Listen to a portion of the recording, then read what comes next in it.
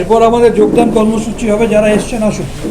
অভিষেক ব্যানার্জি জিন্দাবাদ, মমতা ব্যানার্জি জিন্দাবাদ, মমতা ব্যানার্জি জিন্দাবাদ, মমতা ব্যানার্জি জিন্দাবাদ, জিন্দাবাদ, জিন্দাবাদ, মমতা ব্যানার্জি জিন্দাবাদ, জিন্দাবাদ, জিন্দাবাদ। ব্যক্তিগত ব্যাপার, যেমন আমার ব্যক্তিগত ব্যাপার, আমার যারা ভাইরা আমার সঙ্গে জুড়েছেন, আজকে মোটামুটি প্রায় 150 ছেলে আমার সঙ্গে জুড়েছেন, আমার সঙ্গে এসছেন। আরও ছেলেরা আমার সঙ্গে কথাবার্তা বলছেন, ইউথরা কথাবার্তা বলছেন, কারণ ইউথরাও দেখছে যে ওদের ফিউচার ডার্কে আছে যদি এই বিজেপি সরকার থাকে। তাই ওরাও আমার সঙ্গে কদমে কদম মিলিয়ে এই লড়াইটা লড়বে, ওরাও ডিসিশন নিয়ে নিচ্ছে। থেকে শুরু করে মামুন খান থেকে শুরু করে শক্তি প্রতাপ সিং থেকে শুরু করে দেবাশিস থেকে শুরু করে বাপ্টু চক্রবর্তী, দেবব্রত বাবু, অমিত বাবু সহ এখানে সকলে উপস্থিত আছেন। আপনারা জানেন, শুধুমাত্র তৃণমূল কংগ্রেসকে ভয় পেয়ে সর্বভারতীয় তৃণমূল কংগ্রেসের সাধারণ সম্পাদক সাংসদ অভিষেক বন্দ্যোপাধ্যায়কে ভয় পেয়ে ত্রিপুরাতে যাতে তিনি না আসতে পারেন, সেই জন্যে ত্রিপুরার আপামর জনগণকে শারদোৎসব এবং দীপাবলির উৎসব থেকে বঞ্চিত করে দুর্ভাগ্যজনকভাবে 4 নভেম্বর পর্যন্ত বিভিন্ন জায়গায় বিপ্লব দেবের বিজেপি সরকার 144 ধারা জারি করেছে। অত্যন্ত দুর্ভাগ্যের, পশ্চিমবাংলার মতো ত্রিপুরার মানুষেরও অন্যতম শ্রেষ্ঠ উৎসব দুর্গোৎসব, তারা মা দুর্গাকে 144 ধারা জারি করে দিয়েছে, তারা মা কালীকে 144 ধারা জারি করেছে শুধুমাত্র তৃণমূল কংগ্রেসকে আটকাবার জন্যে।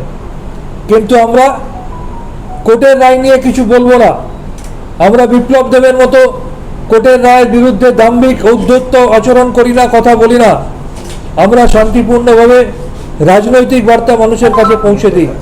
তাই আজকে আমরা শান্তিপূর্ণভাবে অহিংস আন্দোলনের জনক মহাত্মা গান্ধীর 152তম জন্মতিথি পালন করেছি।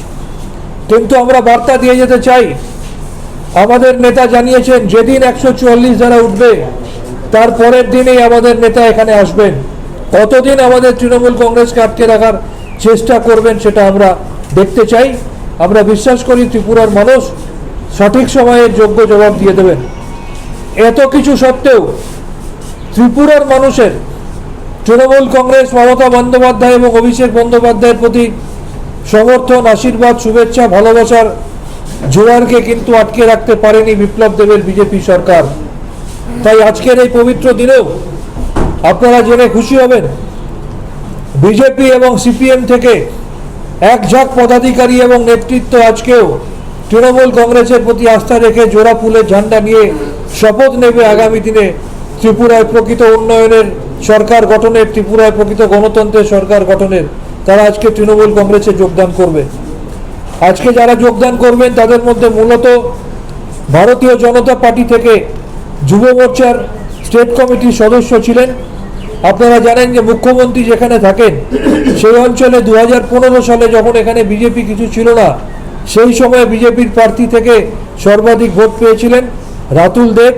এছাড়া আকাশ দেব, আরিফ বক্স, রোহিত সাহা, দীপঙ্কর দেবনাথ, বিষ্ণু পাল, পরিমল সূত্রধর, সুব্রত দে, সুশান্ত দত্ত, প্রশান্ত নন্দী, উত্তম দেবনাথ, নারায়ণ সরকার, সুজিত সরকার, পার্থ নস্কর সহ এক ঝাঁক বিজেপির নেতা এবং পদাধিকারী এবং কমিউনিস্ট পার্টি অফ ইন্ডিয়া, মার্ক্সবাদী ত্রিপুরা থেকে চন্দন সরকার, বাপি অধিকারী সহ এক ঝাঁক পদাধিকারী আজকে তৃণমূল কংগ্রেসে যোগদান করে মমতা বন্দ্যোপাধ্যায়, অভিষেক বন্দ্যোপাধ্যায়ের নেতৃত্বে ত্রিপুরায় পরিবর্তনের শপথ নেবেন।